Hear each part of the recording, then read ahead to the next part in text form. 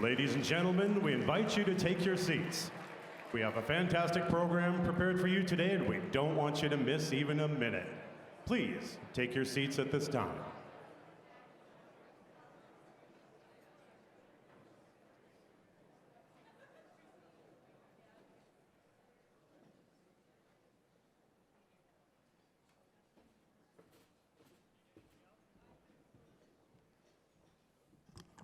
Good morning. What a great performance by BTU Arts. Can we get a round of applause for that wonderful performance?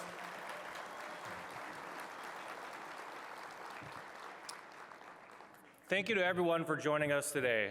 My name is Denton Kelley, and I serve as the board chair of the Downtown Sacramento Partnership. And thank you to everyone for joining us today at our annual State of the Downtown breakfast. You're going to hear a lot today on the things this organization has done for downtown, especially within this last year. But I encourage you to think about where our downtown is going and how the foundations that the partnership lays for the city allow us to move forward. I say it's time to rip off the rearview mirror of what downtown has been and focus on the road that we have in front of us.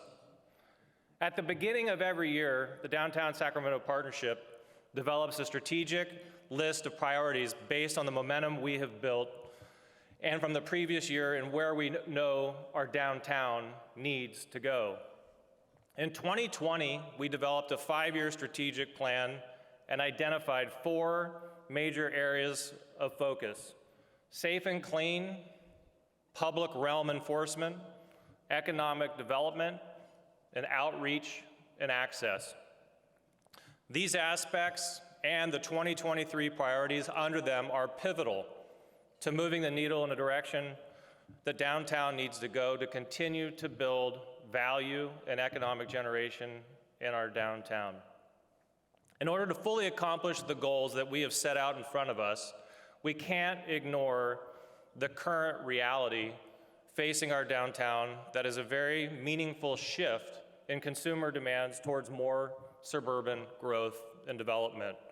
While a big part of this shift is for reasons that are beyond our control, such as the acceleration of household formation of the millennials, such as remote work, which none of us could have foreseen 3 years ago, but much of it is also self-inflicted by not creating the clean and safe environment that we need to make our downtown thrive.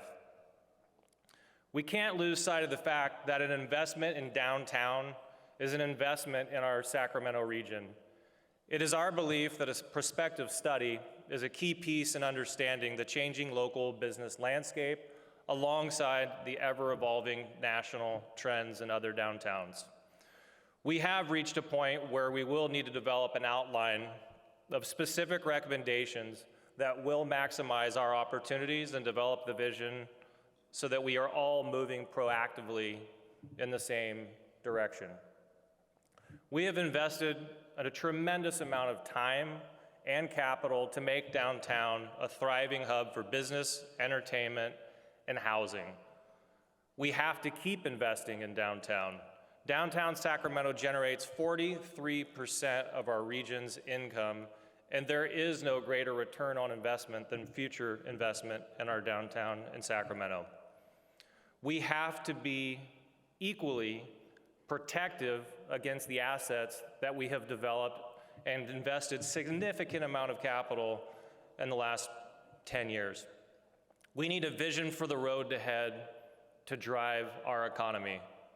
We need to be a destination for capital, a destination for residents, a destination for visitors and tourists.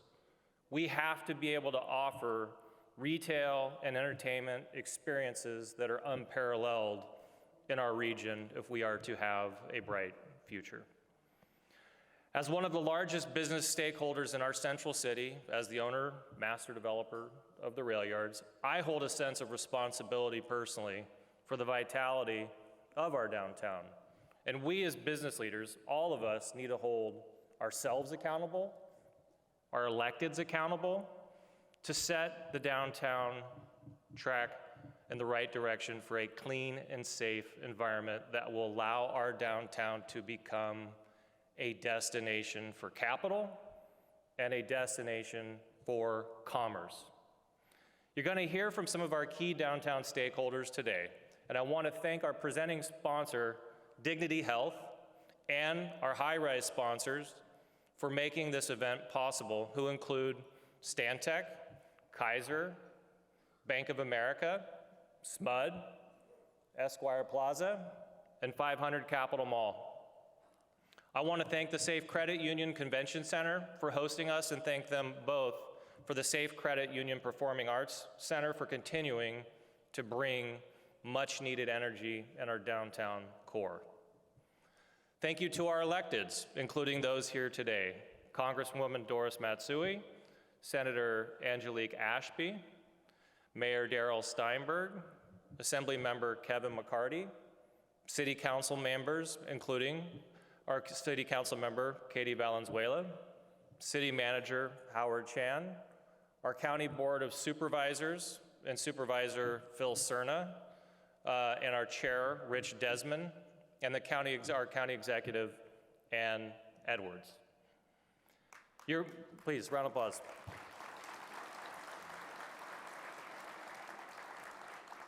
Your willingness to help us bring and achieve a vision of bringing value downtown is always greatly appreciated. I implore all of you here today to truly think about your current investment and your future investment in our downtown. Thank you very much.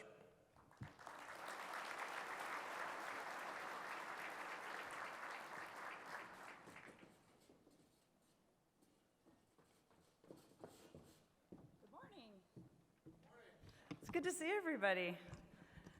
I'm Heidi Sanborn. I'm president of the SMUD Board of Directors, and I represent Ward 7, which includes Arden Arcade, Carmichael, Antelope, Foothill Farms, and North Highlands.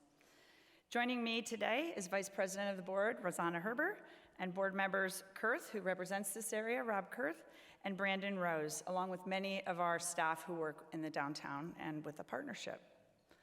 It's terrific for all of us to be here with you today and this morning as we all work together to improve this great city. I'd like to start by thanking Michael Ault, the whole downtown Sacramento Partnership and their team for your tireless work for making downtown a better place to do business and an economic engine for our region. We deeply value our relationship with this downtown partnership, and I know our Chief Operating Officer, Frankie McDermott, is proud to sit on the DSP board. At SMUD, we are very proud to power the growth of our region with affordable, reliable, clean power. And that's why we've established a one-stop shop through our commercial development team to make it easier for businesses, and that accelerates projects. And we've worked with our local elected officials on ways to meet our climate goals together.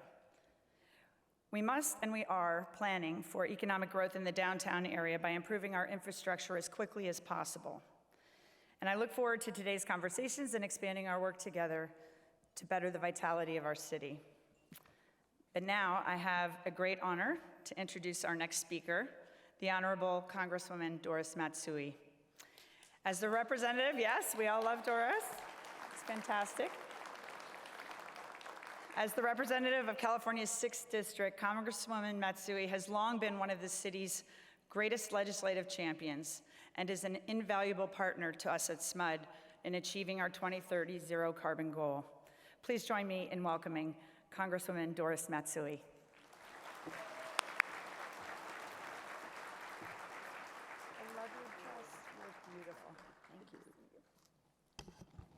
Hi, everybody. How are you? Yes, it's nice to be starting this off with Mardi Gras. It's always nice to have a celebration here when we have the Downtown Partnership breakfast. I want to first of all thank all of you for being here.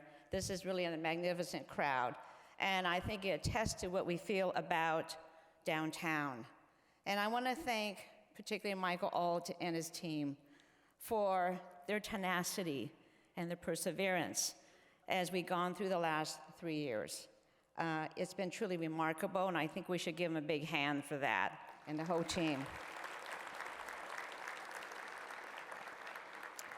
As Denton says, this breakfast isn't about the past, it's about the future. It's about what we're going to be doing with all the tools that we have here in Sacramento downtown.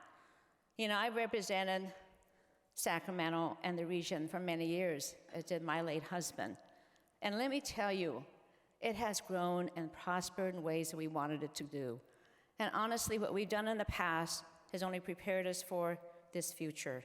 I know the pandemic has really caused a lot of problems. We've gone through 3 years. And honestly, you know, it's taught us a lot. There was loss, yes. But through perseverance and fortitude, we got through that. And in a way, as we look ahead, we've learned a lot. And now I really see, as Denton says, the future is really now. The future is now, and we have to take advantage of all the things that we've learned the last 3 years. Understand that we have not sat still the last 3 years. Look at this convention center and performing arts. We've had meetings and conventions. I've gone to the Philharmonic and their performances at the Performing Arts Center, and also the Broadway shows. Mosaic, and the fact that that all began about the time of the pandemic too. And it's really wonderful to see young minds being tickled by science and understanding what's ahead in the world. And then Golden One, who never always puts energy in, now with the beam. They're always thinking about new ways to get us downtown. And that really is what it's all about right now, because we are going to move forward. We've learned a lot. We never stopped. And honestly, when you look ahead here, we have so much going on. If we move ahead as we plan on doing, let me tell you, we're the city that's going to do it. I sat next to Jamie Dimon, who runs J.P. Morgan Chase. You know, that was New York. And they're having problems. They're worried about the people not going to work. 40% they figure is what they're going to look at. I think we can really look at where we learn from other cities, but we're going to be better. We're going to be better because we're already starting to reimagine what downtown is going to look like.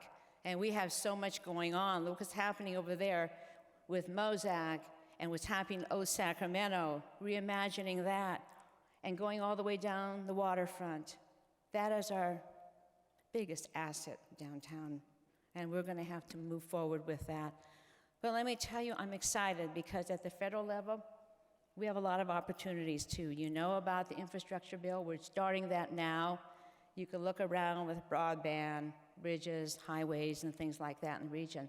But also the CHIPS Act, which is really going to be the future of business, looking ahead, not only just to build the new chips, but also the elements that comprise chips, and also the supply chain and all the other businesses that are going to be necessary, like an innovation hub.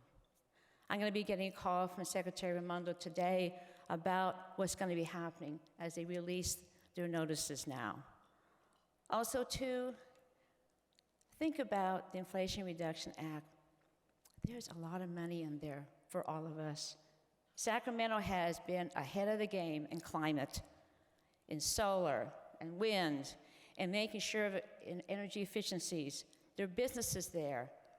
People can actually invest, and so can businesses. I intend to go through all of the Inflation Reduction Act. There are pages and pages, and I want groups here to work together with me to see what we can do to ensure there's something like $300 billion there. I want a piece of that, and I think you do too. So let's work together.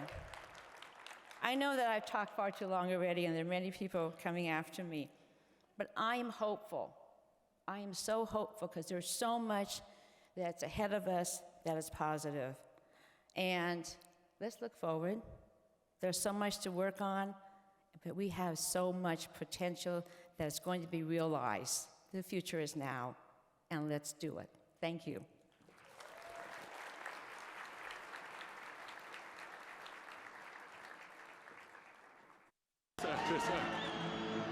We have been through a long journey, and the fans have not tasted success for a very long time. And in many ways, the Beam is really a celebration of life and success. We all have our journeys, we all have our battles, we all have goals we want to achieve. We want to be a playoff team, we want to win a championship. But in order to get there, it's a journey, and that journey is punctuated by many milestones. Each win is a milestone.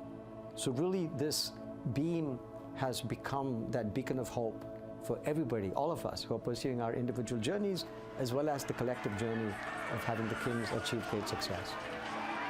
I like the Beam. It's hype. You know, it brings hype together. You know, at the end of the games, we got the lead, and we're like, light it up.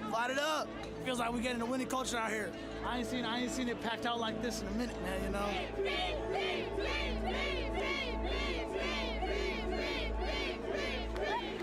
I think we are probably everybody's second favorite team. We're the underdog, and so everyone wants us to win. But it's time to hail the Kings. The Sacramento Kings. Kings basketball. Sacramento. The Kings. Man, you watching the Kings? We have to discuss what happened last night in Sacramento. Light up the Beam. Light the Beam! Light the Beam!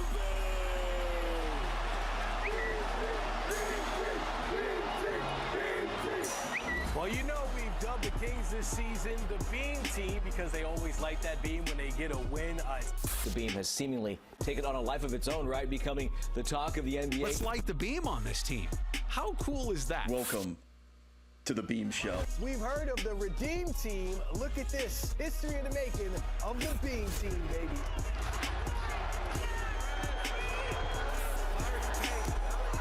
Nothing can stop us, nothing can phase us, already paid us.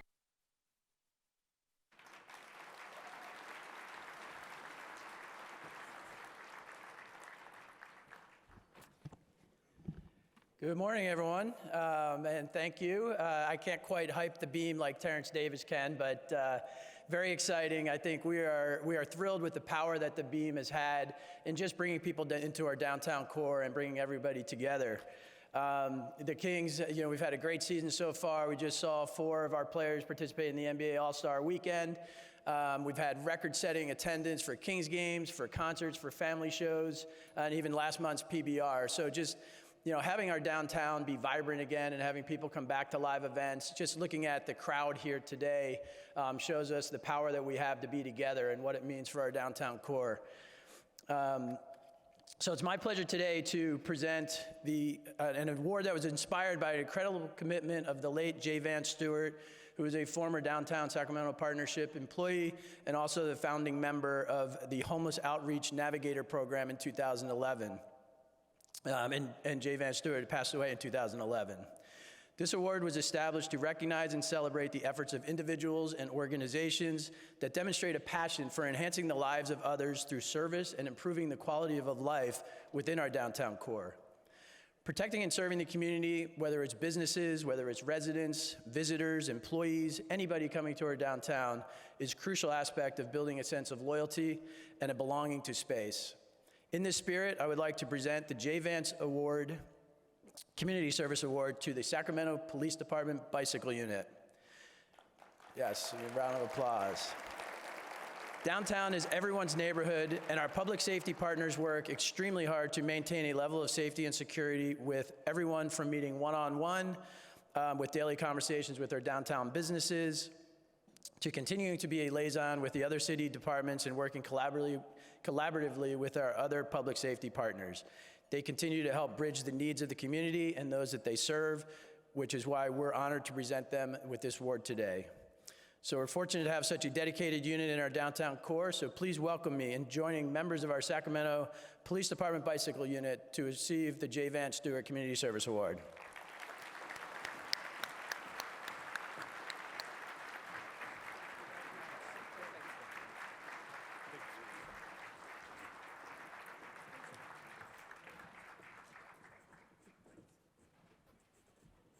I love it when I get to brag about our team here. So I just want to say thank you so much to Michael Ault, to the board, to the Downtown Sacramento Partnership for this. You know, every organization, I think all of us have teams within our businesses, within what we do, that just take us forward. They do an amazing job. They go above and beyond. They do it quietly, silently, and we can always rely on them. This bike team is one of those teams. You know, not only do they do everything that we ask of Sacramento police officers to do, which is really a tough job, right? But they do it above and beyond. They are really, truly ambassadors for our city and our downtown core. They do provide the basic public safety services for all of our core, all of our events, handling a number of things throughout the year. I have to give them a huge amount of credit for their flexibility. As you can see, it's not a very large team, but what they do is certainly mighty, and we constantly are changing their schedules, moving them around so that they can meet the needs of our downtown, but also handle all of the great special events that we have here as well. You know, and I have to say they have a special superpower that most of us don't have, which is the ability to ride across a set of light rail tracks in the dark, in the rain, and not fall down. I do not have that ability, but they sure do. So I just want to say thank you and give them a warm round of congratulations. Thank you very much for honoring them today. And also, I'll give a shout out to our very own city manager, Howard Chan, the best boss to work for. For those of you that didn't know, he was recognized as the City Manager of the Year by the California City Management Foundation. So thank you, Howard. Great to work for you. Thank you for all the support. Thank you.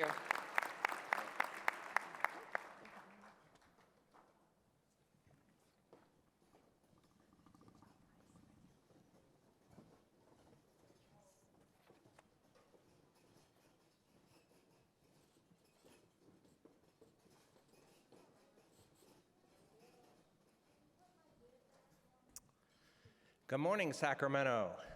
My name is Michael Corpio, and I am proud to serve as the president of the Dignity Health Greater Sacramento Market and president and CEO of Mercy San Juan Medical Center. Thank you for the opportunity to say a few words this morning and for being here.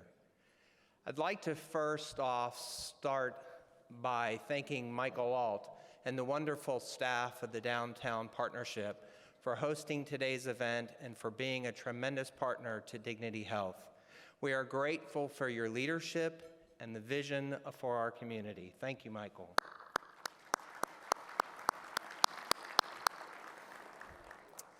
Dignity Health has been proud to call Sacramento home for nearly 170 years when the Sisters of Mercy first arrived here.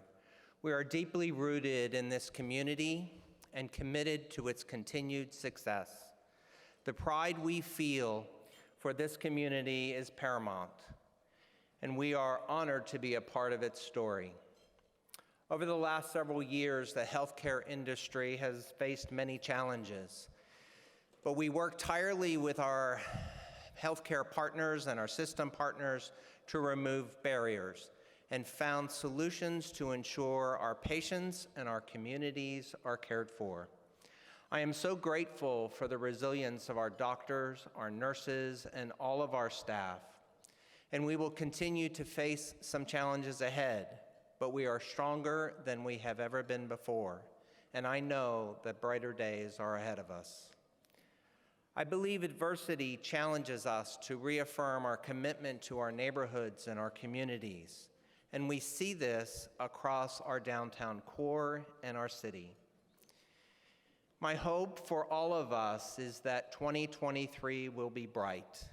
We look forward to continuing to be involved with the Downtown Sacramento Partnership programs that drive connection and celebrate humanity and human kindness, including concerts in the park that are just a couple of months away, and the Downtown Sacramento Ice Rink. And now, will you please help me give a warm welcome to our next speaker, the Executive Director of the Downtown Sacramento Partnership, Mr. Michael Ault.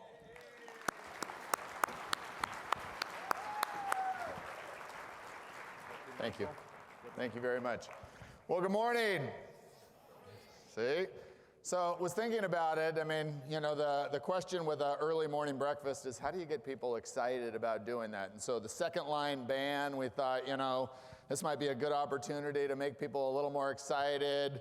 We thought about today being Fat Tuesday, talking to Matt Voyer, hurricanes on every table. We thought it might get a little awkward at that point. We were like, what, do beads work? And then everybody was a little worried about what Patrick Mulvaney might do to earn his beads. We were like, let's stop that. So we just decided, you know what, we'll bring some energy and stuff in the room. But it is really exciting to see everybody here. And when we look around, we've got over 900 people here with us today. And I think that in itself is a testament to the power of downtown. And we thank you for supporting not only this organization, but the work that we are doing to create a strong urban center.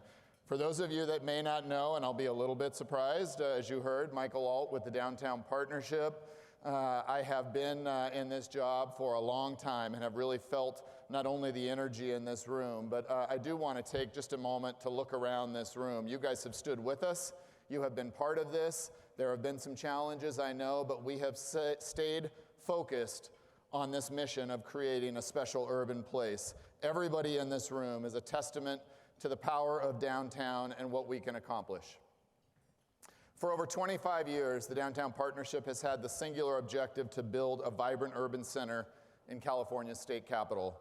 And believe it or not, I've been here for almost that entire ride. You notice the computer there?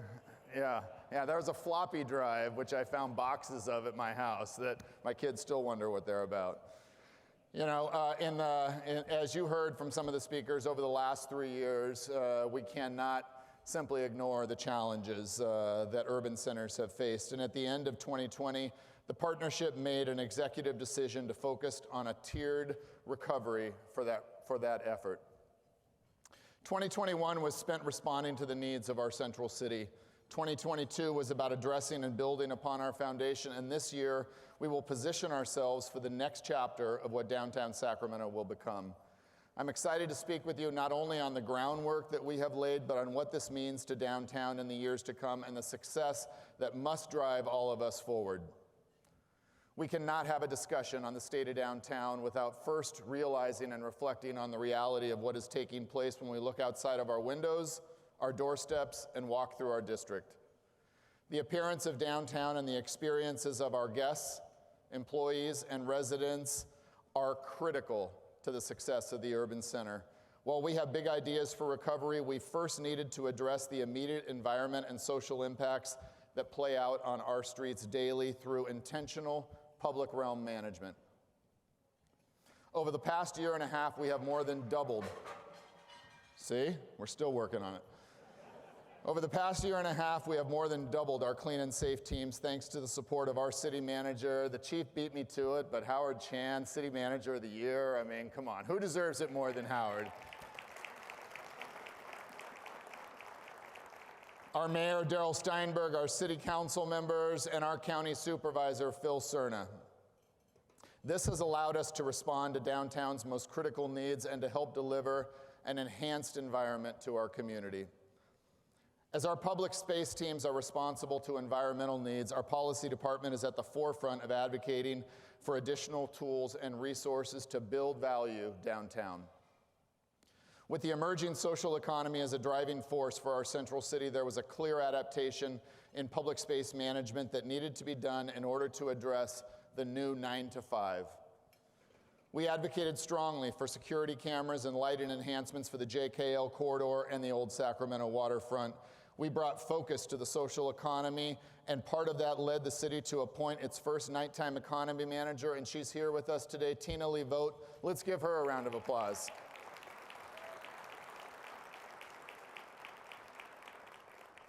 In an effort to address the systemic challenges we see in our streets, the partnership continues to work closely with our public partners.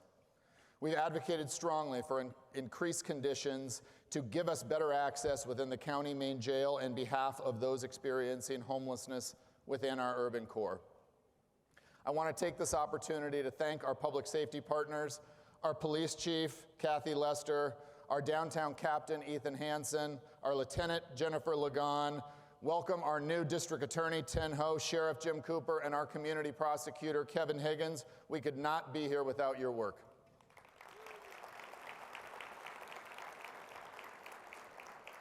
Last year, we launched the Central City Multi-Service Team in partnership with the Midtown Association, the city's Department of Community Response, and Hope Cooperative. Building upon that success, this year we have created a full-time in-house downtown resource coordinator to continue to address the unhoused crisis within our district. While progress may seem slow, complex issues require a coordinated response. We are encouraged that the recently adopted city-county agreement will bring much-needed services, outreach, and long-term improvements to our community. I'd like to thank our County Executive Ann Edwards, Chair Rich Desmond, and the entire Board of Supervisors. You have our commitment. We will continue to work with our public and private partners to write the next chapter of Sacramento. We are incredibly fortunate to have current and upcoming investment from local and national businesses that continue to build in downtown. Businesses that are critical, like the new Capitol Public Radio office studio and Sutter Health Center for community engagement. Amenities like the one June Reyna and his team are building are integral for community building and continued buy-in from our consumers. Just as commercial and residential buildings are developing amenities for their tenants, we are increasing amenities within the public space. Last year, we welcomed back events. You heard a little bit about them earlier from our partners at Dignity, but Dine Downtown, concerts in the park, and next month's St. Patrick's Day Parade. We continue to support our local partners in their efforts to invest in downtown.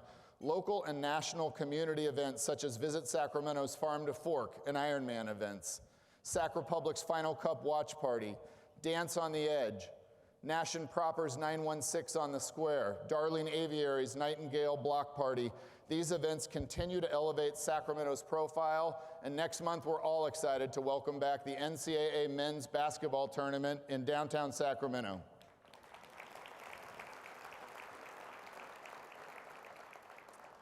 While events are necessary for increased activity downtown, the importance of placemaking as a tool cannot be overstated. I'd ask those of you in the room, how many of you have seen the beam after a Kings win? Yeah. I really want one of these. Maybe more importantly, who hasn't? 4 months ago, we all saw the beam for the first time, and since then, over 1 million people have watched videos, seen photos, and visited this place of worship. In just 4 months, Light the Beam means something to everyone in this room. John Reinhardt, I want to acknowledge you, your leadership, your team for this incredible investment downtown.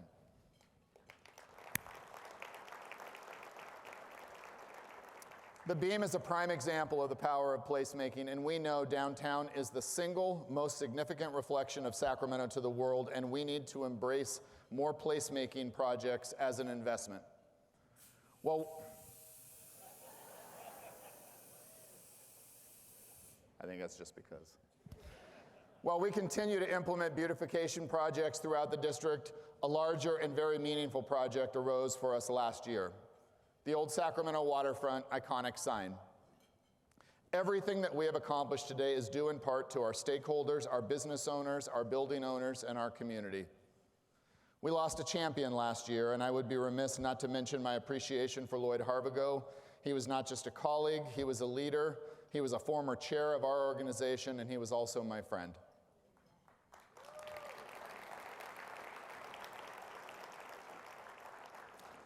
Lloyd knew that spaces can only be transformed into places if they are embraced and actively utilized by their community, and we will continue to prioritize collaborating with our community members and creatives to activate our public realm. We will continue to work on activating and enhancing spaces that will change the way people not only see downtown, but use our city. A great example is increased lighting and special event amenities within Cesar Chavez Plaza, and I want to thank our city partners, including our council member Katie Valenzuela and SMUD through their Shine Grant for being integral in advancing that vision.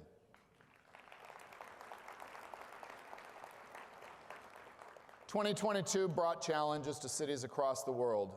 In speaking with our colleagues at other downtown organizations, it's clear downtowns are evolving and changing, and with it, so must we. We must diversify our portfolio to improve relationship between housing and employment. We appreciate the leadership and financial support of Assemblymember Kevin McCarty as we build pathways to adaptive reuse, and we must continue to push for state resources within the central city.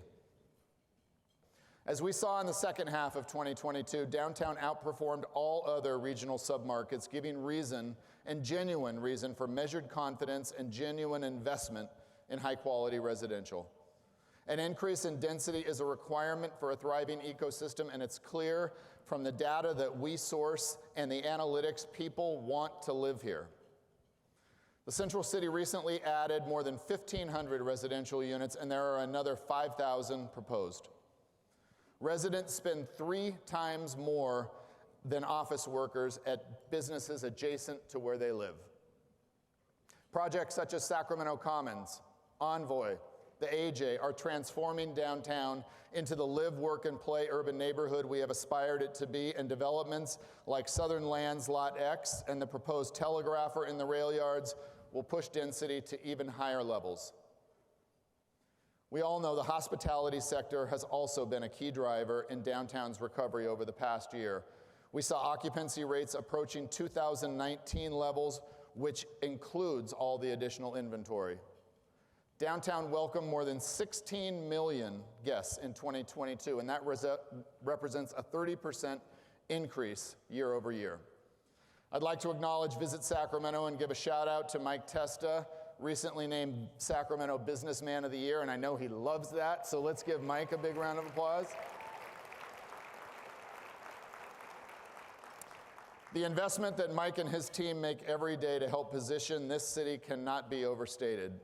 With strong occupancy numbers and RevPAR stats, we are primed to continue that investment in top-tier hotel inventory to accommodate an increasing demand. We know times are changing, and it's our opportunity to change them for the better. Once rated as the 5th most miserable city in America. 5th most miserable city in America. Earlier last month, Forbes named Sacramento the best place to live in California.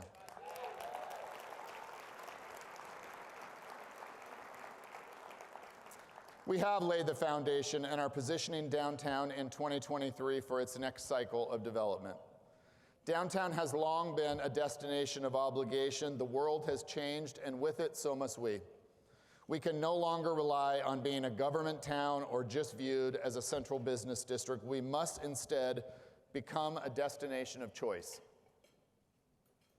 We must all continue to work collaboratively with our PBID partners, businesses, cultural associations, like the one here with us today, And I want to acknowledge these organizations because I think it shows the collective commitment to what we're trying to accomplish in the core. The Metro Chamber, the Asian Chamber, Hispanic Chamber, Visit Sacramento, SACOG, Valley Vision, and GSAC, we all need and want the same thing, a strong urban core.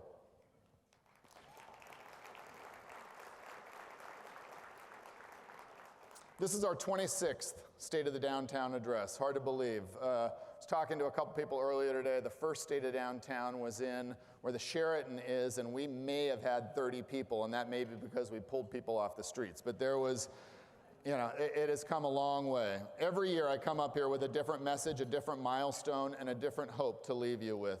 The fact that we are all still here in this room shows me that we can and will make Sacramento a destination of choice. 10 years ago, Sacramento made a choice to invest in our future by building the world-class Golden One Center. We needed to change downtown's perception, and together we took a huge risk, and the rewards have been tenfold, but it absolutely cannot stop there. As the story goes, the Golden One Center started with a lemonade stand and a grassroots efforts to fight for what unites our community. The symbol of a lemon tree has evolved into a beam that can be seen from miles away and a chant heard in arenas around the country. Investing in downtown is the only place-based way to invest in all citizens at once. I want to repeat that. Investing in downtown is the only place-based way to invest in all citizens at once. A healthy downtown pays dividends to all districts and drives prosperity. A thriving downtown is a reflection of Sacramento to the world, one which increases and encourages continuous investment in our region, greater employment and housing opportunities, new cultural amenities, and an even stronger sense of pride for our residents. And with that, I want to leave you with this one thought. What is our next beam?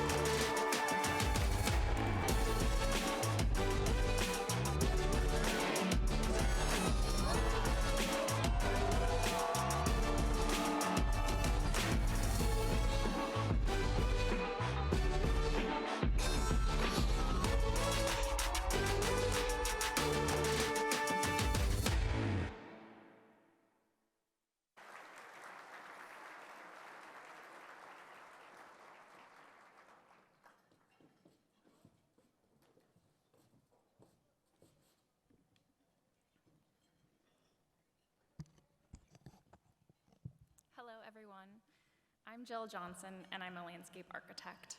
I'm originally from the Bay Area, but 6 years ago, I took a leap and I moved to Sacramento for a job. Since then, it has become my home, the place I met my now fiance, and the place I get to help innovate every day. It's great to be here in Sacramento, and it's really great to be here in this room. I feel fortunate to be a part of this community of designers, policymakers, first responders, developers, and innovators who are passionate about continuing to elevate our already awesome city. As Michael mentioned, we were recently ranked #1 metropolitan city in California by Forbes. That's a pretty big deal. At Stantec, we are proud to be a part of projects that are changing the landscape of our downtown and changing the way people live their lives. Projects like the Rail Yards redevelopment, Downtown Commons and Golden One Center, the Kaiser 501J remodel, Cesar Chavez Park renovations, and the waterfront are doing just that. Collaborating with many of you to design beautiful projects within our city that inspire and enhance the lives of those who use them is no doubt a reason Sacramento is considered one of the best. Good morning. Thank you to everyone who's here today, sharing their diversity of ideas, backgrounds, and passions. I'm Michelle Tovar, a senior principal biologist, and I feel extremely fortunate to get even a few minutes with this group of innovators. I was born and raised in Sacramento, went to school at UC Davis, go Aggies, and I am now raising a family of my own here.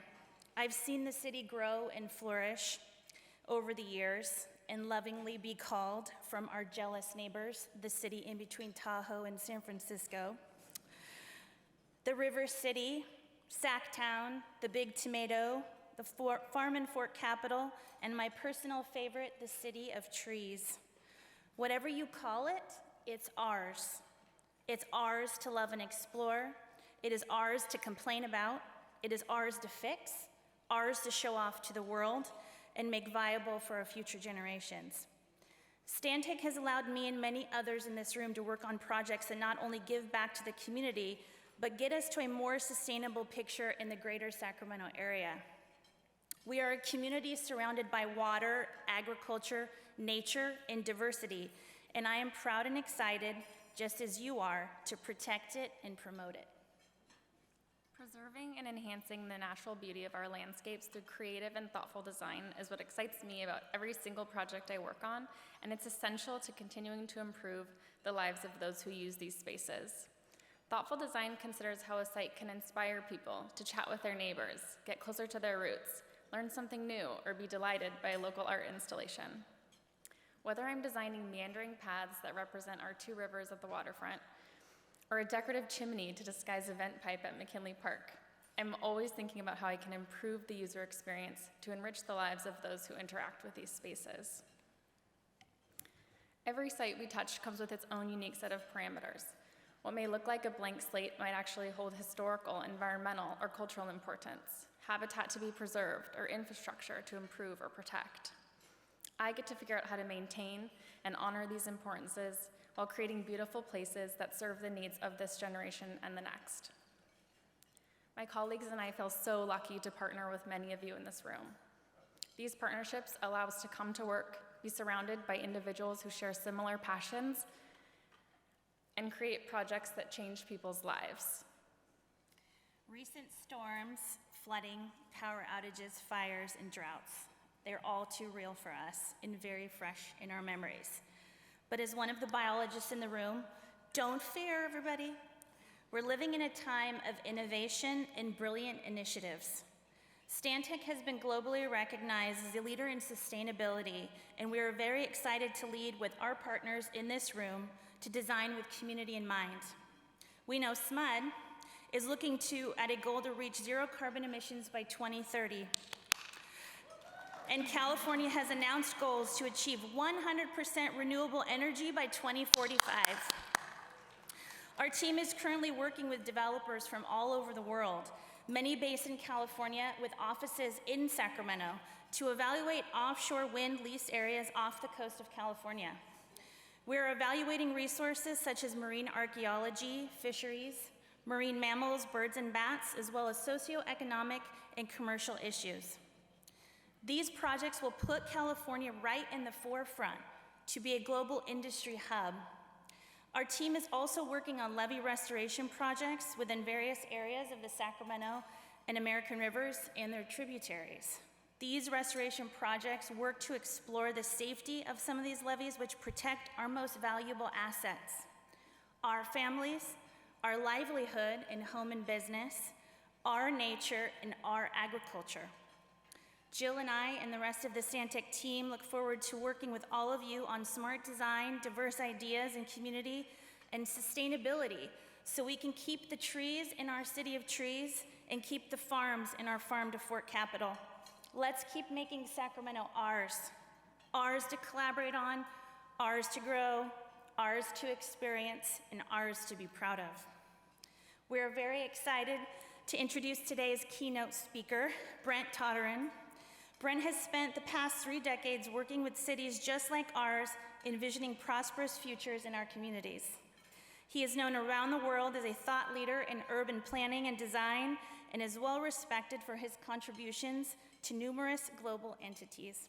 Let's welcome Brent to the stage and give him a round of applause.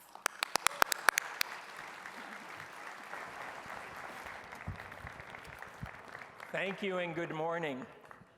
I don't often say when I speak after a downtown leader like Michael that you're a tough act to follow. And you know I don't compliment unnecessarily, but you're a tough act to follow. And that's something I haven't necessarily perceived in every city, so good on you, as my Aussie clients would say, and you're lucky to have them. Thank you everyone for coming this early in the morning. I hope you all got good sleep last night. I did not. I was tossing and turning about how to spend the next 20 minutes. And probably more than I usually do, because I've been inundated with information after asking hundreds of questions over the last week or two virtually, and then in the last day or two physically here in your city. And I really struggled with what would be the most useful, valuable, impactful thing to share with you. I'm known for my bluntness, so clearly I was going to be blunt, but how deep to go into various issues, how much to cover, and I always have the challenge of having more to say than, frankly, I have time for. Oh. I don't have the image on my screens down here, and I'm supposed to. I wonder if that can be done. Right now it just says Brent Toderian. So I have to turn my back and look over here. I want to start with an example of candor, because I said I was going to do this. When I tweeted that I was coming to Sacramento, I got a lot of replies through Twitter. And one of the replies said, "Will be interesting to hear what advice you give and how much of it is followed." And another person who is here today said, "Call me cynical, but Sacramento and SacHog are famous for bringing in innovative and inspirational speakers and then continuing to do exactly what they have always done."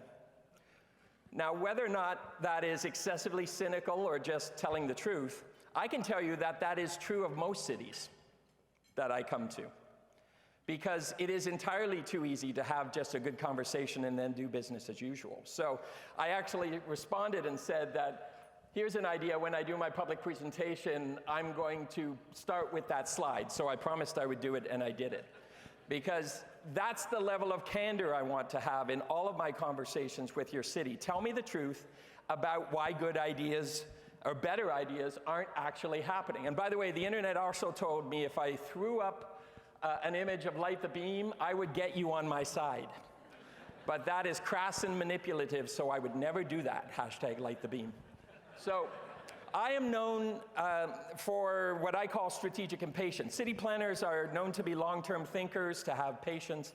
I don't buy that. There's a lot of things that we're dealing with in our cities where we should choose to be impatient, and quite strategically so. And even more dramatically, this is the appropriate word to be using when we're talking about a lot of the challenges we face and a lot of the challenges our cities and downtowns face. And even before the pandemic, I was talking about the 5 crises, the 5 overlapping and corresponding crises that our cities are facing: the climate crisis, the housing and homelessness and affordability crisis, the racism and classism and inequity and inaccessibility crises that our cities are facing that played out during the pandemic in the context of the George Floyd murder, the public health crisis that we were already facing in terms of epidemics of preventable diseases that were directly connected to how we're planning and designing our cities, and particularly our suburbs. And that was even before a virus changed our world.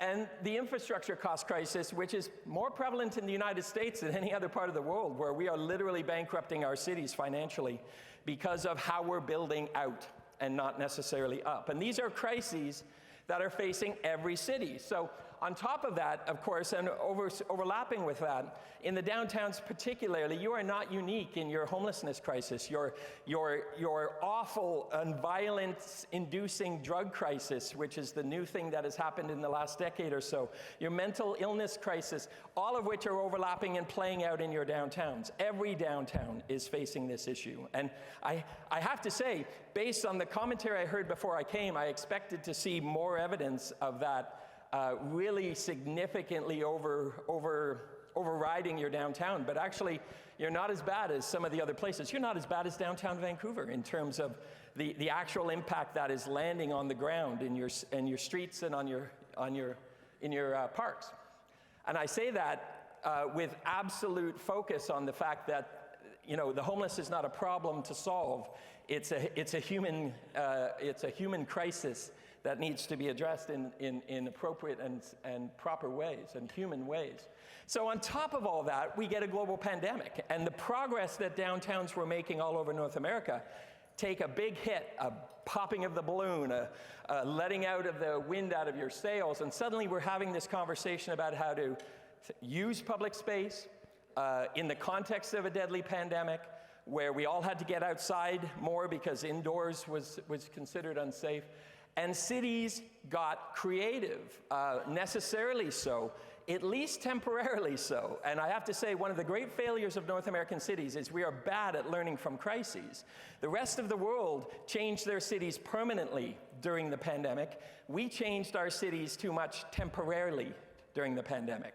You, like many other cities, said, well, the pandemic is over. By the way, it's not. And we can go back to normal. And that was a big mistake that many North American cities have made, because you failed to recognize that the changes we made during the pandemic were better for quality of life and urban success and sustainability and multi-mobility, et cetera, whether or not the pandemic was over or not. And so there was this opportunity. I don't like to use the word opportunity in the context of literal life and death crises. My father died of COVID, so I don't like the crassness of that. I tend to use the word responsibility more than opportunity. But cities seized the responsibility to do their cities better based on what they were observing during the pandemic. And I work all over the world. One of the examples that most inspired me is I work in a number of Irish cities, and Dublin is the Irish city that is known as the place where good ideas go to die. And they said things that seemed unimaginable and unattainable until recently are suddenly happening in Dublin city streets. I see now that these are not on and this is on, so I can look at that to see, so I don't need to turn my back to you. Thank you for that. So, all that is happening, and suddenly there's a conversation about our downtown's done. Our downtown's dead. And there's a lot of folks, including my friend Richard Florida and such, that sort of proclaimed that this was the last nail in the coffin of downtowns relative to, I'm overstating a bit, he'll be mad at me if he hears me say that, but it was a little bit too much of this narrative that said, you know, downtowns were struggling to begin with. They certainly won't be the same as they were in the past, which is true, but they might actually be significantly damaged. And here's the truth. All sectors, elements, aspirations of downtown health were impacted, at least temporarily, probably in some cases, possibly in some cases permanently. And the question is how permanent those effects will be, and that's still unclear yet. Anybody who tells you they know the answer to that at this point is trying to get a soundbite for the media. We don't know fully yet, and I ask that question and investigate those questions more than most. The question for me is, how much damage did downtowns take due to the pandemic? Was it just we had been making progress and we lost 5 years of momentum and now we have to make up that ground again? Or was there something fundamental, a leg of the stool knocked out that won't come back? And thus we have to rethink our definition of success and purpose and vision in the downtown. That's the key question that cities and downtowns around the world are focusing. And by the way, add to that on top of everything else, if you haven't had a truck occupation in your downtown yet, you're lucky. Don't assume that it won't come your way. I'm telling cities to prepare their regulations to make sure it's not possible before it happens, because, you know, protest is allowed, free speech is welcome and encouraged, but free speech doesn't include your truck. You don't get to bring your truck and park it for a month in the downtown, in downtown neighborhoods. North American downtowns, in my opinion, no, not in my opinion, I know this, are too big to fail. The narrative that there will be a new model for cities and city regions, it's a dispersed model, that we can't count on the downtown anymore. It's an easy statement to make, but if you actually understand the economics of cities and city regions, we can't afford for that to be true because there's no other pattern that actually provides the economic engine that downtowns provide. So I am out there saying, don't let that be true. Fight to make sure that isn't true because they are too important. That's what I mean by big. Too important to allow to fail. We can't afford, nobody can afford for our downtowns to start a death spiral. And I've worked in a lot of downtowns that were in the midst of the death spiral, and part of my job was to help stop the bleeding. You don't want to be there. You're not there, and you don't want to be there. More than ever, we need to make the complete, compelling business case for strategic downtown action and investment. You've heard that message a number of times today. Michael, you even repeated the line a couple of times. You need to really have that be a critical message. The business case for downtown is obvious. You cannot survive economically. Forget culture and social and entertainment and all the other reasons, community identity that downtown plays. Just financially, you literally can't work. The city regions don't work without a strong, prosperous downtown. And so what I like to say, because I beat this drum a lot, is everyone benefits from a healthy downtown no matter where you live and work and whether you ever go downtown or whether you ever even think about downtown. You're benefiting from the strength of a strong downtown. And Michael, you had a better line that I'm going to steal, and I will attribute it to you in the future. But that message is so key and so relevant. And we've got the math, the analysis to prove, if you needed proof, more proof, that the downtown plays that role. It's the economic engine. All urban parts of a city and city region play that role. And your finances, your economics, your ability to pay for things like homelessness programs, et cetera, don't succeed if you don't have that economic engine properly functioning. Critically important, and we don't talk about it enough. So I'm glad to hear it discussed so much this morning. So we're faced with these challenges. What will working from home do in our downtown, particularly in a downtown that's been so dependent on state-level employment? We don't know yet. No one does.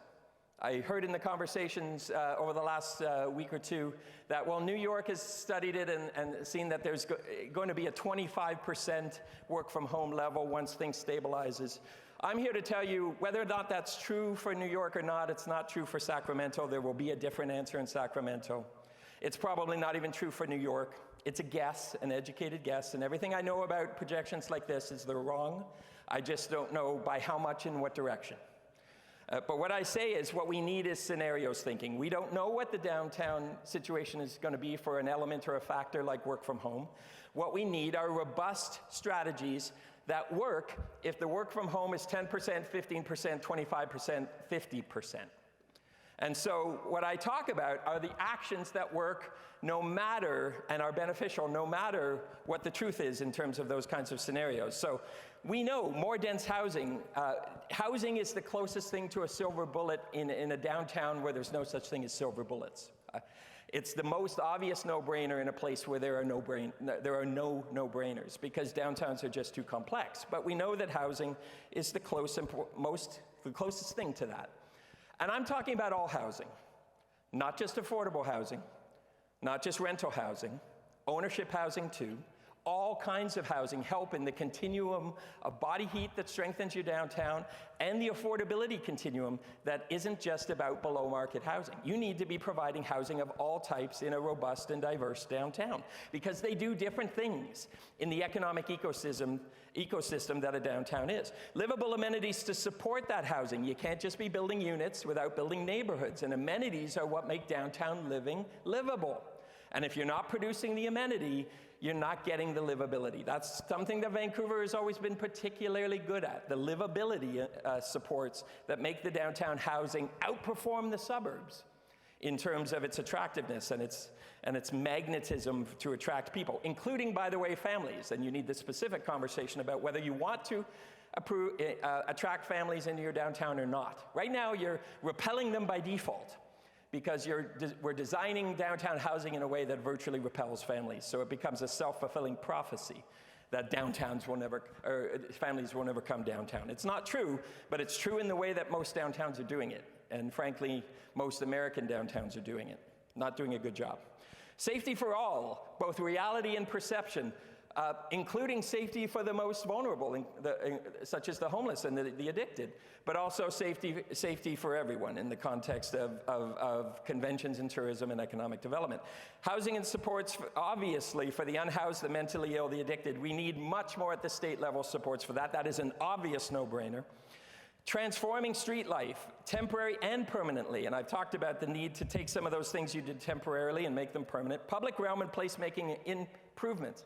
I'm glad that that was such a big part of Michael's message, but you can do a lot better in terms of what I've actually seen out there on the ground. Lean into your assets, your water edge, your heritage, your government, everything that is a benefit, lean into it and take better advantage of it. Reform your parking and your parking requirements, multimodal infrastructure, and do that fast. You're doing your bike infrastructure barely at all and much too slow. And you should be doing what smart cities are doing, which is piloting a complete bike network that connects downtown and midtown, et cetera, in a way that will actually work and attract riders, because if you don't have a network, it doesn't work. So there are plenty of things you can be inspired from other cities, how to transform and reactivate parking, on-street parking for placemaking, how to use your parking lots and your vacant development sites for transformation of space. Latin American cities that I work in do this better than any other parts.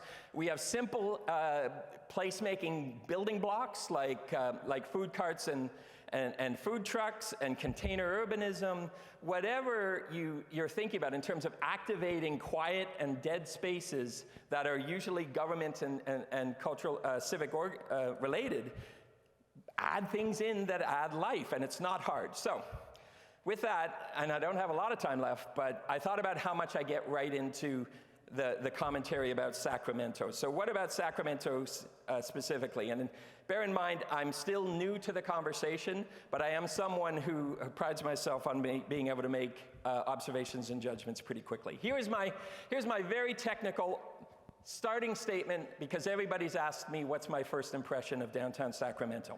Not bad under the circumstances, all things considered. Better than I expected. Surprising strengths that I didn't expect to see. But things will likely get worse here unless the right actions are taken to help them get better. Because my observation of the cycle of success or failure of downtowns is if you aren't getting better, you're getting worse. So you are at a specific moment where you can take deliberate and intentional action to address some of your, not necessarily weakness, but your underperforming elements or aspects. You've got things to build on. You've got a character and sense of place in your architecture and your infrastructure that I haven't seen in that many cities. You've got light rail, although you need more. You're working on finally defining maybe a perfectly successful character for key streets like K Street. You've got sport investment in your downtown, which is rare and amazing, and it's amazing to me that you did that within the last 10 years and managed to do Light the Beam in the last 4 months. That shows a willingness to do the right move and to do it fast, which I'm impressed by. Yes, I took a picture of your new sign. It's a very good sign. But you've got a real gem in Old Sacramento. I don't need to tell you that, but there are ways that you could improve it and fix it, and one of the ways is your connection, although present, is less than ideal.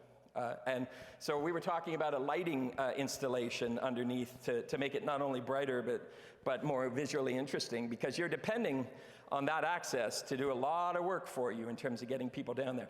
I have to say this, I laughed at the sign downstairs that said, "Old Sacramento, come find it." And I know you probably, I don't know if you meant that to be ironic or really honest, but it really makes the honest statement that it's kind of hard to find. And I like bluntness, so I really appreciated that. But I'm not sure if you meant it that way.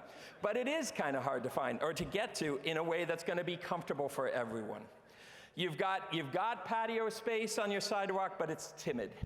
It's not nearly as ambitious as it could be. And yet, on the private sector side, I saw building after building where families and businesses, local businesses, had put remarkable investment into creating something really special. And yes, you've got housing. And you've got mid-rise housing around your downtown, but I have to say every single example of housing I saw within the downtown, my first response was, is that it? You didn't do more. And one of my main investigations through the last while has been, why didn't you do more? And digging deep into the economics of that. So I'm going to end with a few slides where you don't have to read all the words. You can look at it later. But I decided for the folks who wanted detail from me, I would give you some detail. So the strengths that other downtowns don't have, I don't do the regular strength analysis because a lot of downtowns have the same strengths. But these are things I saw in your city that I don't see normally. Obviously, that huge sport and cultural and tourism and civic investment that other cities would kill for any one or two of these things, you've got a lot of them in your downtown. New housing under construction, that's a good thing, but you could do a lot more and be more ambitious. Authentic local businesses and investors, it blew my mind how successful your downtown, and yet it hasn't been overrun by chains. It's a remarkable strength that you have, the authenticity of the business community that you have here. And frankly, I should have heard about that already, so that you could amp that up in your branding and your marketing. Old Sacramento is a huge opportunity, less blight than I expected. We talked about blight, but I looked for it, and I saw less than I expected. Opportunities for growth and change in terms of expanding the land base of the central city, good and improving partnerships, which are the key to making things actually happen. I've been having many conversations with your leaders about how people work together. Strong local champions, organizations, including my host today, and a culture of pride and passion that I don't see everywhere. There was a lot of pride in almost everyone I talked to, and not that much whining, where it's about, well, it's, you know, do you know what's really wrong here, and it's somebody else's fault. I didn't get a lot of that. I saw a lot of talk about opportunity, but there was a conversation about, well, then why isn't it happening? Similarly, the challenges are, the good news is they are challenges every downtown faces. They're not unique to you, so you can learn from other cities. Not enough housing being built fast enough, addiction, mental health, and homelessness. You don't need a made-in-Sacramento approach to that. Garbage and blight as a corollary, loss of downtown jobs to work from home, signs of failure to act effectively. I heard a lot about why the hell aren't the lights on K Street getting fixed? And I've had conversations with your leaders. I put that kind of thing in the category, and forgive my language because I'm Canadian and I don't always swear, but I put that into the category of get your shit together kind of stuff, where why can't you get a light fixed or replaced? And so having an energy around getting that stuff done fast, really important. You've got a kind of not just a cars first attitude in your downtown, but and I get that there is some bike infrastructure and you do have LRT, but it still feels to me like it's cars first, second, and third. And you need to be more multimodal because that's what success looks like from now on. Weak public realm activation relative to what you could be doing, despite advantages and opportunities you have for placemaking that other cities don't have. Scott and I were walking around for 2 days now, and I kept saying, that's big. Why haven't you taken advantage of it in terms of placemaking? And I hear commentary, notwithstanding the passion I said, exists, that there is complacency and apathy. Complacency in the sense that, well, our downtown is doing well enough and doesn't need more dramatic intervention, or apathy in the sense of what is happening in downtown doesn't matter to me, doesn't matter to my life. So, some quick, urgent, intentional actions. Prioritize your housing faster. Rethink your height restrictions relative to doing more housing in your downtown. And I could talk for a while on that, but I won't. Challenge the state to fix, and for our state representatives in the audience here, challenge you to fix this problem of owned apartment insurance and liability, because it's the reason you're not achieving ownership housing as part of the continuum of housing in your downtown. Don't tell me it can't be fixed, because every place other than the United States doesn't have that problem, so that tells me you can fix it. Improve your conditions for everyone relating to homelessness, both the unhoused and the people who are neighbors to the unhoused. And reject the false choice between those two things. You don't have to choose between addressing homelessness in a humane way and fighting for economic development. That is a false choice. Good strategies do both all the time. Fix your broken stuff immediately, like lighting. Build multimodal infrastructure fast through network pilots. Activate your streets with seating again, like you did during the pandemic. Rethink your one-way streets. You've got too many god-awful one-way streets that are traffic sewers to get through the downtown. Improve your placemaking and your connections, like to Old Sacramento, and market your downtown better. That's not a disrespect to the marketers here. They are remarkably sophisticated in your city, but I say all of you should be marketing your downtown better, because what I find is the grassroots marketing that establishes an identity for the city other than being a place for state office buildings. That's what creates an authentic identity. You can't create it in the offices of an economic development or a tourism development organization. So market your, toot your horn more. I asked on Twitter, is it true that Sacramento folks don't toot their horn enough? And I got a, yeah, it's true. We don't brag because we think it might be off-putting. So I say to you, you've got stuff to brag about it. My last message, the good ideas that are the easy part. I'm going to be talking with your organization as I continue my relationship with you for a while, and we're going to talk a lot about ideas, but I'm going to be obsessive compulsive about the real challenge, which is being honest about why those good ideas haven't been happening, because I'm probably not going to bring you new ideas, but we're going to have a real candid talk about why the good ideas haven't been happening and change that, whatever it takes. So are you ready for that? That's my message to you.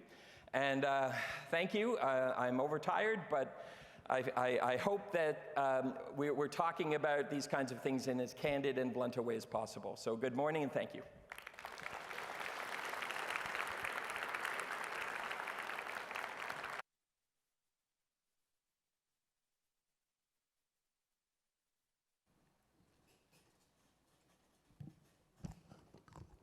Good morning.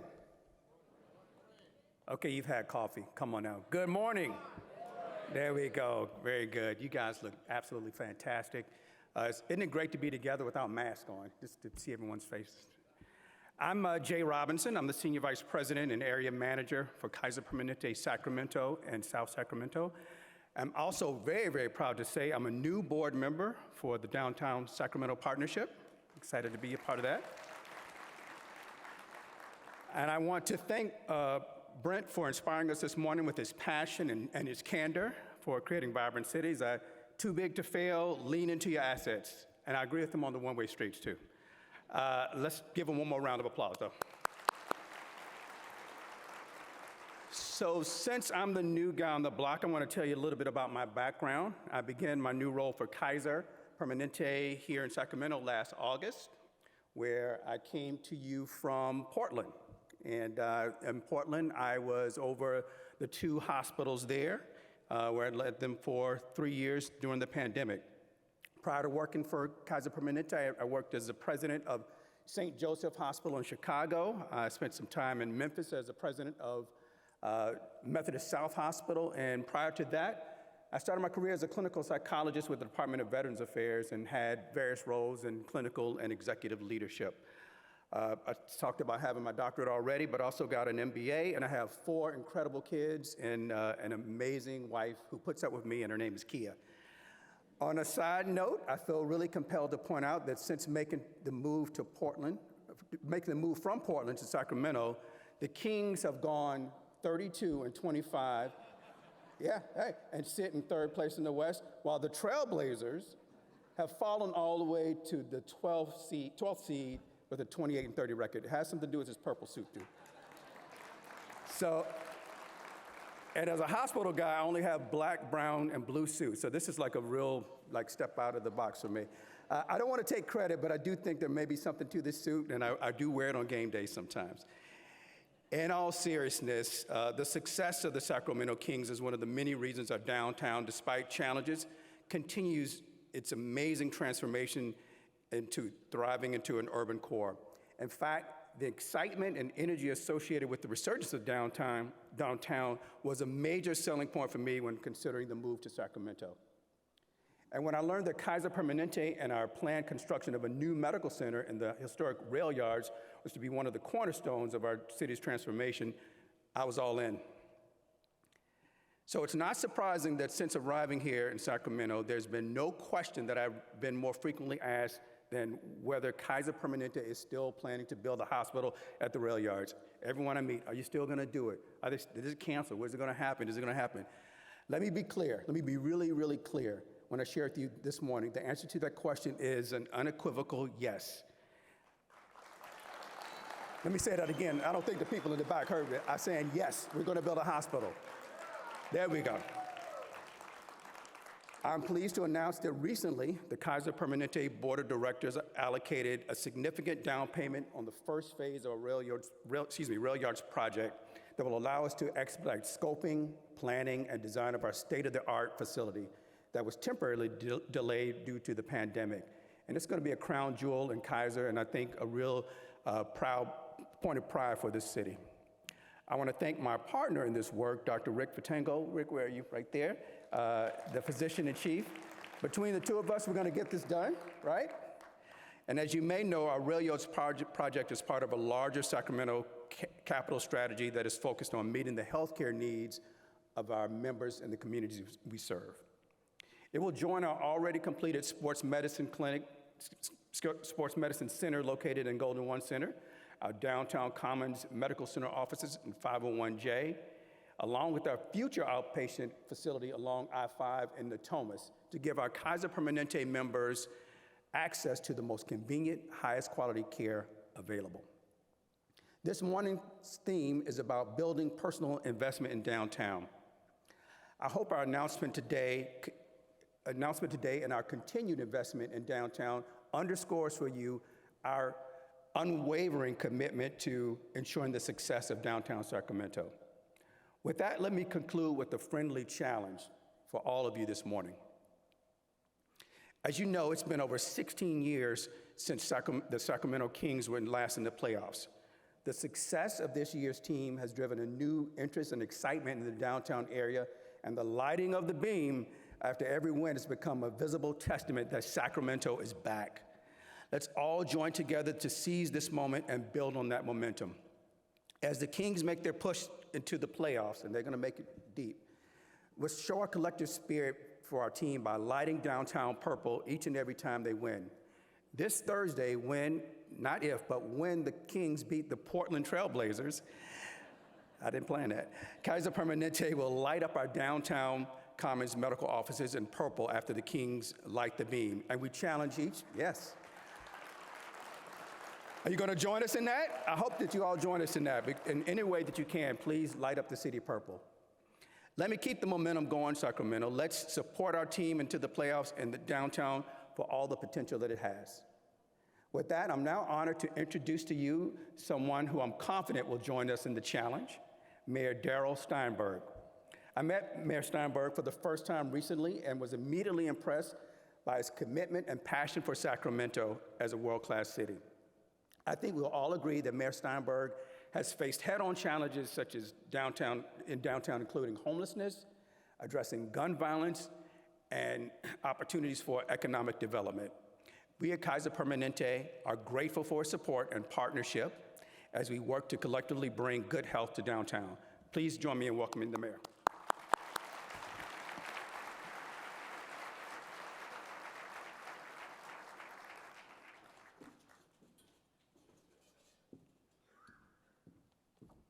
Thank you, Jay. I'm your last speaker this morning.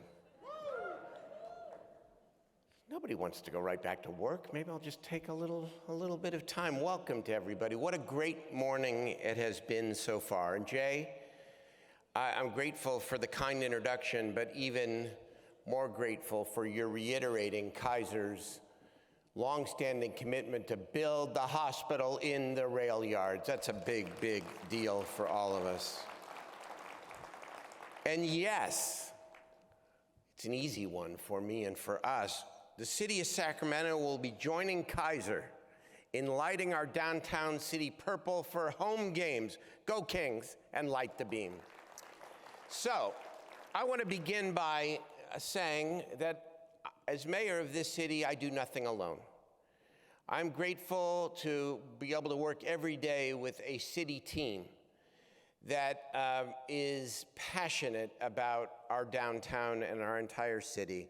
And I want to make sure that you give them all a round of applause. Council members Lisa Kaplan, Sean Laloe, Karina Talamantes, Katie Valenzuela, Katie Maple, Vice Mayor Eric Guetta, Councilmember Rick Jennings, and Mayor Pro Tem Mai Vang.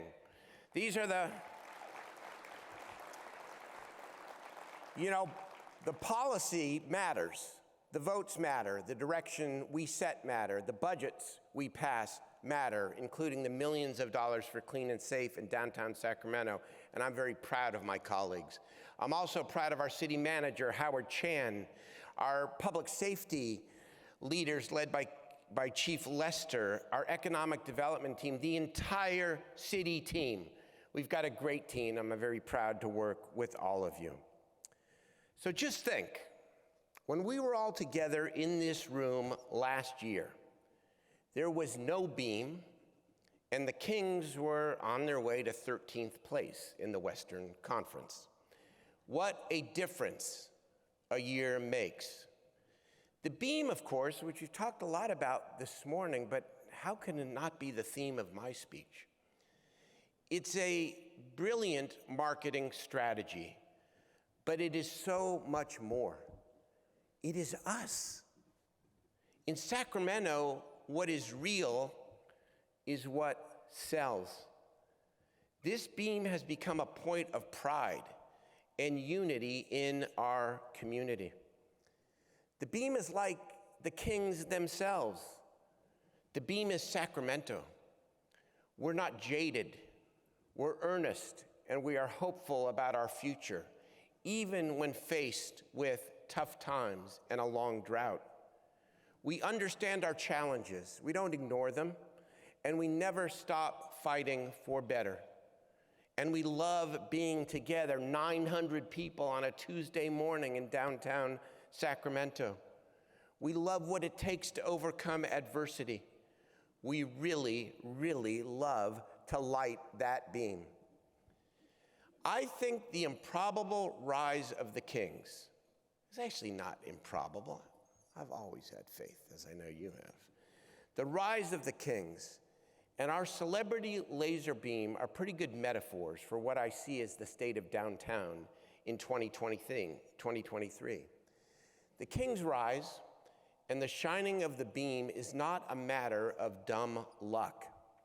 The truth is, the King's rise is not a miracle brought on by a purple light. It instead is the result of careful planning, preparation, leadership, talent, and heart. Just like the Downtown Partnership, thank you, Michael, and the people who have seen our downtown through its great rise, its most difficult times, and now have the privilege of being part of our inspiring comeback. I know there are some, despite Brent saying that he saw minimal amount of finger pointing and cynicism. I appreciate that. Great presentation, by the way. But I do know there are some who see the downtown as broken and hopeless. I reject all of the hand-wringing, and I think you should too. Imagine if we lit the beam for every success we've had in this downtown over the last 6 years, especially the last 3, when the light went out and everything changed forever. I have no illusions. Our downtown faces big challenges right now. I'm fully committed. My colleagues, the city is fully committed to creating a clean and secure environment where everyone feels safe to come downtown and enjoy themselves. The safety issues and the social condition are real and must continue to be addressed. But as Brent pointed out, they aren't very different from the challenges faced by virtually every other major downtown in America. And so today, we're not going to speak so much about the problems. We work on them every day. And in 2023, different from 2022, with the city and county, thank you, Chair Desmond and your team, with the city and county together like never before with this partnership agreement, which is profound, I'm confident there will be even greater progress. Please do not despair. Fight alongside us for the breakthroughs that are so close. Fight against despair. Fight for the light. Light the beam for all those working day and night to bring back the momentum that was so palpable in our downtown prior to COVID. There are so many rays of light. Like everyone else, I see a downtown that, yes, is Class A office space and so much more. Downtown's future is a home for thousands, great food, and unending entertainment. Light a beam for our growing identity as a city of festivals. Almost 44,000 people stayed overnight in Sacramento to attend Aftershock. Our new country music festival, Golden Sky, drew more people than anticipated in its first year at Discovery Park. I want to thank Mike Testa, of course, and Danny Wimmer for having such faith in our city. He's going to bring back Golden Sky next year with an even better lineup. The city invested $1.5 million in stimulus money, and oh my, what a great investment to put into Golden Sky, and it's a great example how a relatively modest investment can pay huge dividends for our downtown and for our economy. Or take the Saul Bloom R&B Festival, amazing. Started small in Cesar Chavez Park in 2018, and last year drew 28,000 people to Discovery Park. Saul Bloom was run by a group of people who grew up right here in Sacramento, homegrown. Chaz Boswell, Farnadi Kuman, and Manny Hunter. Chaz says that he knows the success of Saul Bloom will show people what is possible in this market and will inspire many others to take creative chances. We have a lot of young creative people here in this city. That's one of our great hidden assets, and you're right, we need to brag about it more. We have Tony Christ and Ryan Royster from Tiger, for example, and now Solomon's on K Street. There are people like them who have ideas on how to activate public spaces in a new way. They're taking the baton of leadership for a new generation, as are the young people. A majority of women, by the way, proud to say, who are now sitting on the dais at the city council. Come on, that's worth a major clap. The young people are going to determine the future of downtown and Sacramento. So let's light a beam for the new generations of young people, choosing downtown Sacramento as the place to live, to work, and to play. Light a beam for Midtown Association's gutsy move to bring back Second Saturdays this May. You can hear the skeptics tick off 1,000 reasons not to do it. There are 2,000 reasons to do it. Sacramento wants more art, more food, more music, and more fun, and I cannot wait till May and Second Saturday coming back to Midtown Sacramento. Light a beam for Visit Sac and our hoteliers. Our hotel occupancy is at 99% of pre-pandemic levels. Light a beam for the 684 new hotel rooms we've added in the past couple of years, including 179 rooms under construction right now at the AC Marriott. I say we make it a goal to add 800 more rooms in the next 5 years, including that long sought-after convention center hotel. We're close, and we have to get that done. This will mean bigger conventions and shows in our new Safe Credit Union complex, more money spent in our restaurants and our other downtown businesses. Light a beam for the thousands of new housing units in the Central City built over the next 4 years, and the nearly 3,000 units that are under construction, and yes, Brent, more owner-occupied.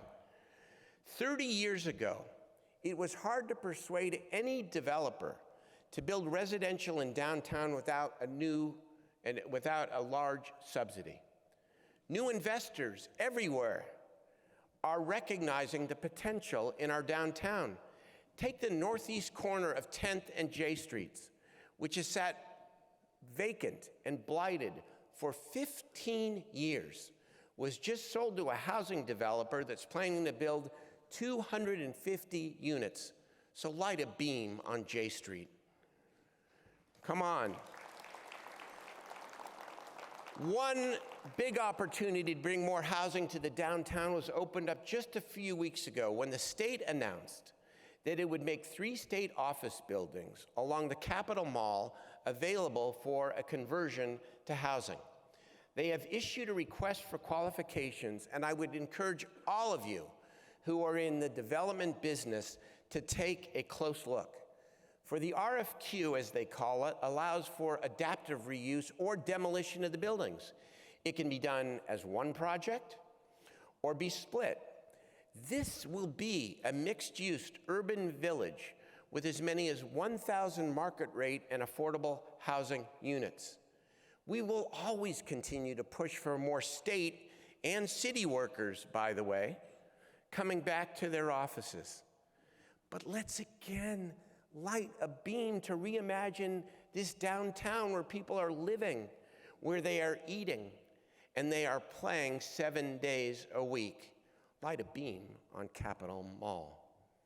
How about a beam for our great businesses and restaurateurs who have hung on and made it work or even opened in the last few years?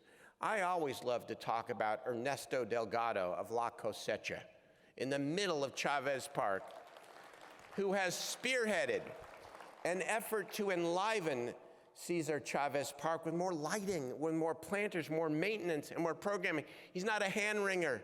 He keeps showing up, and he believes. I know cleanliness and safety are top of mind for Ernesto and everyone downtown right now. I don't know about you, but I can already see a modest improvement in the blocks around City Hall.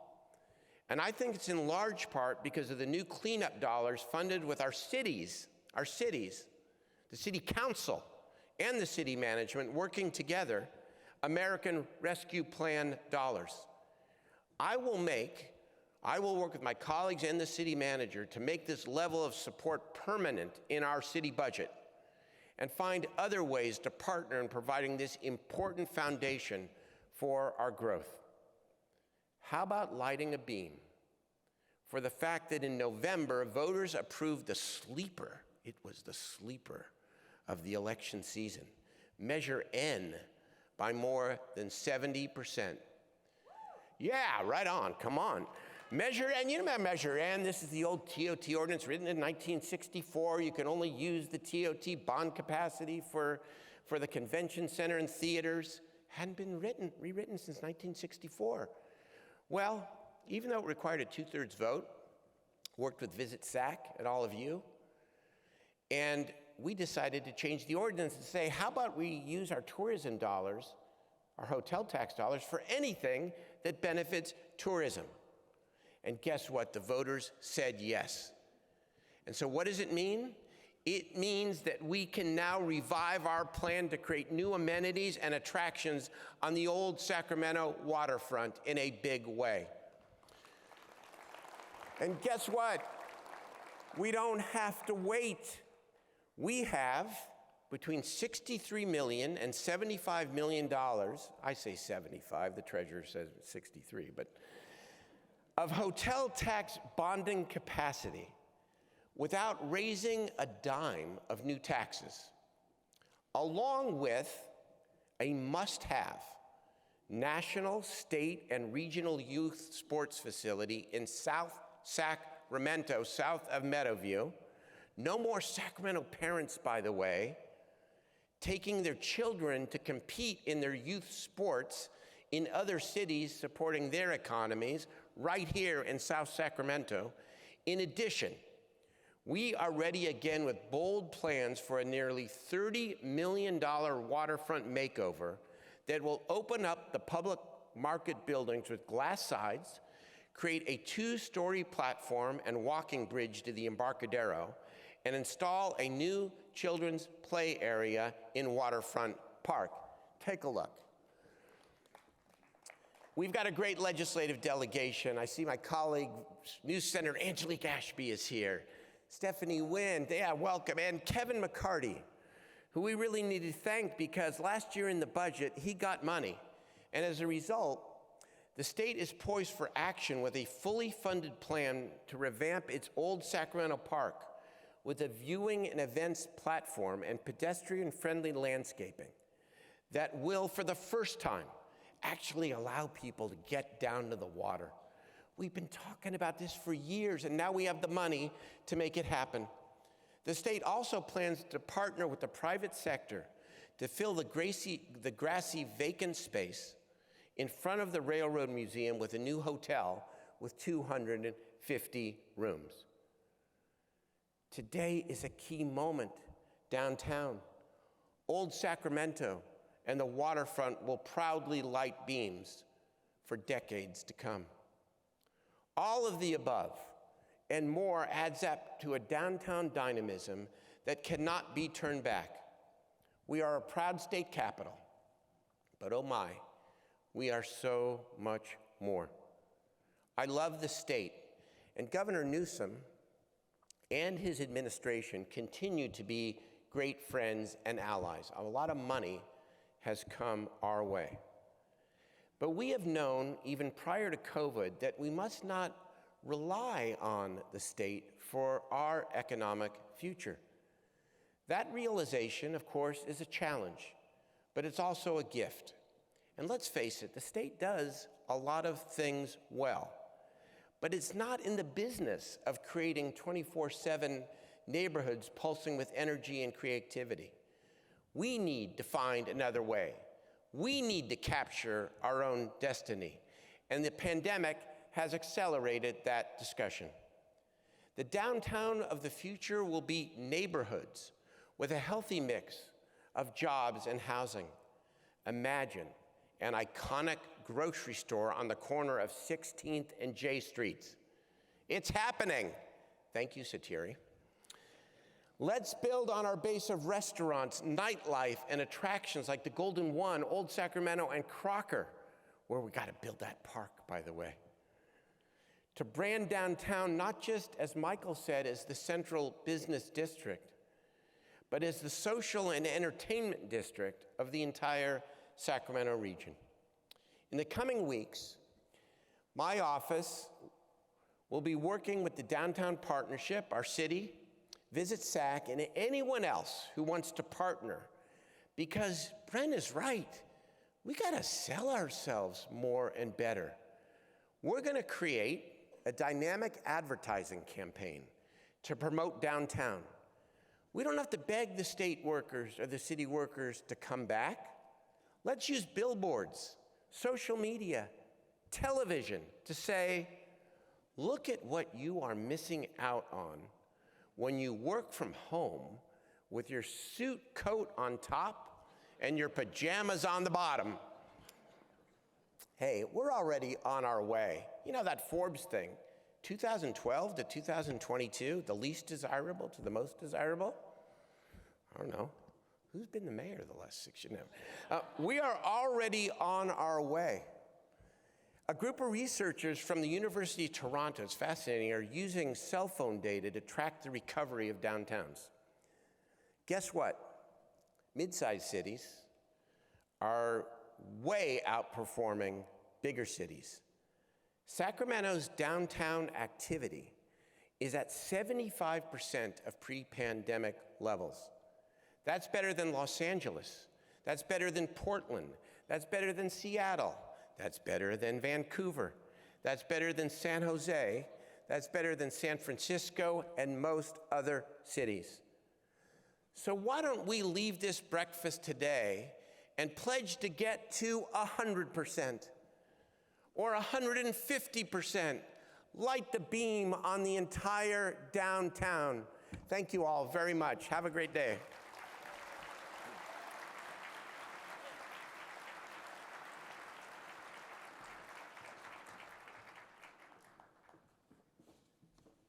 All right, I do want to just take this opportunity, obviously thank the mayor, our sponsors, Brent. It's been a long morning. I appreciate really the commitment that we've got towards this, but as we leave today, I want to leave you with just a couple of things. Remember what we've started. Remember this discussion. This is personal to us at the partnership. It's something that we need you to be our partners. This is not just yes, it's our organization, but it's not just our downtown. I do want to really take just a second to acknowledge Madeline and Amelia on my staff. Incredible job with you and your teams. Linnea and Gabby, thank you for keeping me on point. I know we've got a lot of members of my Downtown Partnership Board here. I want to thank you for allowing your staff to actually do this work, to actually believe in us, and to give us the opportunity to really push. This has been challenging for us, but it's, like I said, it's personal. My wife Christina and I love this town. Sacramento wasn't our home, but it absolutely will be our home, and we are going to continue to fight to make this a special place. I think she's back there, but I would be remiss. My partner in crime at the partnership, Danielle Biller, has been our deputy director for a long time. This organization would not run without her. And I want to acknowledge Danielle for not only being my partner in this, but keeping me honest half of the time. So on behalf of this organization, our board, and this city, thank you for being here. Look forward to working with you this year. Have a great rest of your morning. Thank you.